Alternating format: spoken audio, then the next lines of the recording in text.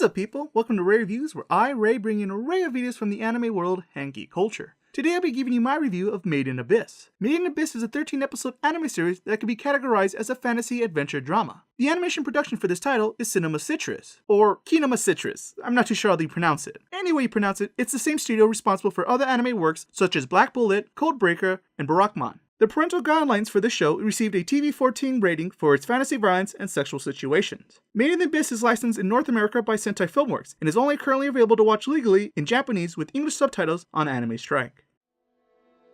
The setup of this fantasy series involves the last remaining mysterious frontier known to man, the Abyss. The Abyss is a colossal chasm on a remote island that is said to reach the very depths of the Earth itself. This giant hole in the ground is home to priceless relics and dangerous monsters. And the farther one goes down this dark void, the more likely they are to never return. People who are brave enough to explore these treacherous lands are called divers. These divers thrive on reaching the bottom of the Abyss and uncovering the secrecy behind its deadly grounds. Our protagonist, Riko, is a 12-year-old novice diver who wishes to pursue in her mother's footsteps by becoming a white whistle diver, a diver who has achieved the highest rank possible for a diver. During a routine expedition in the safest layer of the Abyss, Riko comes in contact with a savage beast and is rescued by a strange young boy. This young boy turns out not to be just your ordinary kid, but is in fact a robot that has the appearance of a real boy, who also has no recollection of his past. Riko decides to call her new robot friend Reg, and asserting that he was created in the Abyss with its lost technology. Shortly afterwards, a letter and white whistle from Riko's thought-to-be-dead mother arrives to the surface. Riko reads the letter that simply says, "I'll be waiting at the netherworld's bottom."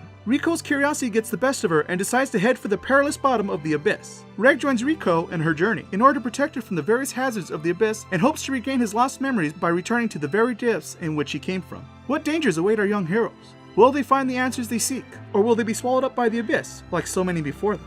The concept of the show is a simple yet entertaining narrative. The Abyss is broken into different layers, and each layer has its own obstacles to overcome. I enjoyed watching Riko and Reg figure out a way to survive these numerous death traps. Sometimes their plans work out for the best and they get away scot-free, but there are times when their inexperience shows and they pay a heavy price for it. Honestly, those moments when their backs are against the walls are some of the strongest elements of the series to me. It creates a more exciting journey and shows that the Abyss is truly not a place for the faint of heart. Riko is an intelligent, brave young girl that has an inquisitive mind, which has gotten her into trouble in the past. She makes for an interesting heroine since these types of characters are often casted in supporting roles, so it was refreshing to see this change. Reg, I would describe as a fairly normal kid, except for the whole fact that he's a robot. His robot body can take quite a beating, and his arms can shoot out and stretch out long distances like a hookshot. He also has a Mega Buster built in one of his arms, which annihilates practically any living thing. Without Reg's abilities, there is no way these kids would have made it past the first layer, which leads me to one of the problems I have with this anime. Too often, Reg is reduced to a knight in shining armor, and in turn, Riko becomes a damsel in distress, a trope I am not a fan of in any story. And unfortunately, this cliche only amplifies as the series goes on.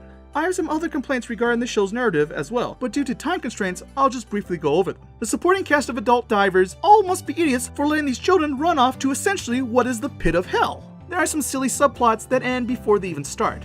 The ending leaves off on a cliffhanger, and there is no word about a second season yet. The pacing in the middle of the series is downright god-awful, and misses out on obvious opportunities to further develop its characters. This character's actions, which I wish I could talk about but I can't because of spoilers, and my biggest complaint of them all is the fact there is some suggestive sexual fan service in this anime involving 12-year-olds that look even younger than that. I suppose it's fairly mild stuff in comparison to other anime titles out there, but call me old-fashioned, I'm just not okay with these really young characters being put into these situations. As I'm sure you have noticed by now, the character designs used in this anime are going for a more adorable look than something realistic. Most of the characters tend to have soft round faces that reminded me of Monica Magica or Hidamari Sketch.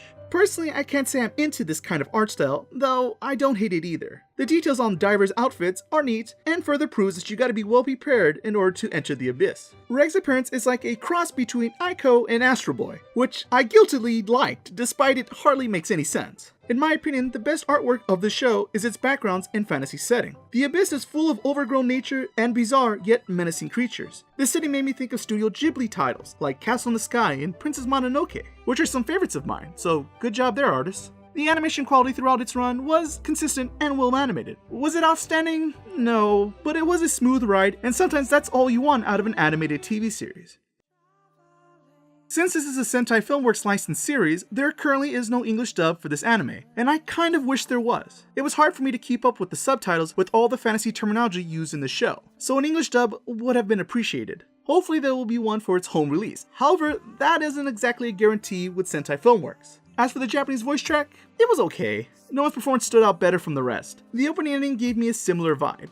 It's fine, I guess. The opening is pretty generic, and I skipped it after the first few episodes. I avoided the ending as well, because I soon realized that it is full of little spoilers, which is not cool. What is this, Game of Thrones? Where for some reason it's okay to talk spoilers on national news networks on Monday. Sorry, I got a little carried away there. The original soundtrack music is probably the best thing about Made in Abyss. The music is done by an Australian composer named Kevin Penkin, who has worked multiple times with legendary composer Nobu Uematsu of Final Fantasy fame. Not bad company to be associated with, if you ask me. Penkin nails the atmosphere of the uncharted, lustrous lands of the Abyss. His arrangements of special percussion and string instruments came across as expressions of hope and wonder in this insecure territory. I would totally buy this soundtrack in a heartbeat.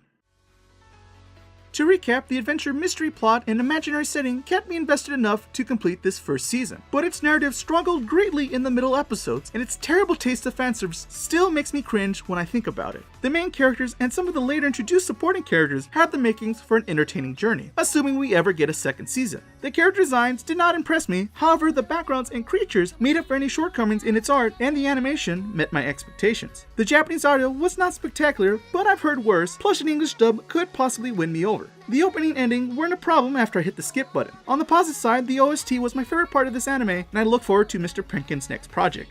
So with all that in mind, and based off my own enjoyment and preferences, I give Made in Abyss a 3 out of 5 and a recommendation to watch it. I'll admit this one came down to the wire, but at the end of the day, this anime did more right than wrong. Having said all of that, I'm sure I'm still going to get a few dislikes for my opinion about this show, but I am tempted to do a spoiler discussion video to better express my thoughts about the series. If you're interested in seeing something like that from me, please leave me a comment down below and I'll try to make it happen. And as usual, leave me your thoughts and questions down below, as well as any other requests you might have. If you like what I do here, please share this video amongst your friends and hit that like and subscribe button. That stuff really does help me to get noticed on this giant abyss we call YouTube, and I truly appreciate all the help that I can get. Look me up on social media if you're into that kind of thing. And last, but most importantly, thank you so much for watching. I was Ray, and I'll see you guys again on the next episode of Ray Reviews.